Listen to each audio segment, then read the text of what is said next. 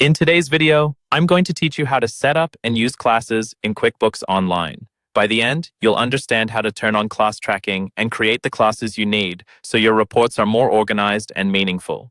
Let's start with the one-time setup to enable class tracking. In QuickBooks Online, look toward the upper right corner of your screen and click the small gear icon. This is your settings menu, where most of the global options for your company live. From there, choose Account and Settings. This opens a window with several tabs down the left-hand side. Go ahead and click on the Advanced tab. The Advanced area controls how your accounting data behaves, so it's where QuickBooks keeps things like automation, accounting methods, and, in this case, categories.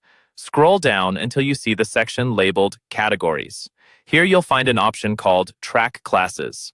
Turn this on. If you also use locations, you can enable tracking for locations in the same area, but for now, we're focusing on classes. Once you turn on class tracking, QuickBooks will ask how you want to assign classes. You'll see two options. The first is to apply one class to the entire transaction. This is simpler and works well if each transaction only ever belongs to a single segment, like one department or one project. The second option is to assign a different class to each row on the transaction. Choose this if you often split a single transaction across multiple segments, like when one invoice covers work for two different departments. You'll also see a checkbox that says something like, "Warn me when a transaction isn't assigned a class." Turning this on is a good idea if you want to avoid missing data in your class-based reports, because QuickBooks will remind you whenever you forget to choose a class. Once that's set, you're ready to create your actual classes. Again, go up to the gear icon. This time, select All Lists. On the Lists page, click on Classes.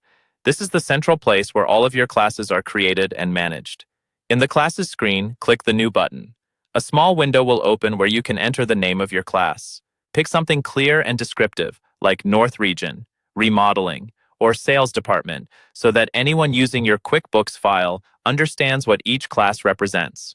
If you want to build a hierarchy, you can make this class a subclass. Just check the box that indicates it's a subclass and choose the parent class it should sit under. This is helpful when you want high-level categories with more detailed breakdowns underneath. When you're done, click Save. Repeat this process for each class you need, and you'll be ready to start assigning them on your transactions and running much more insightful reports.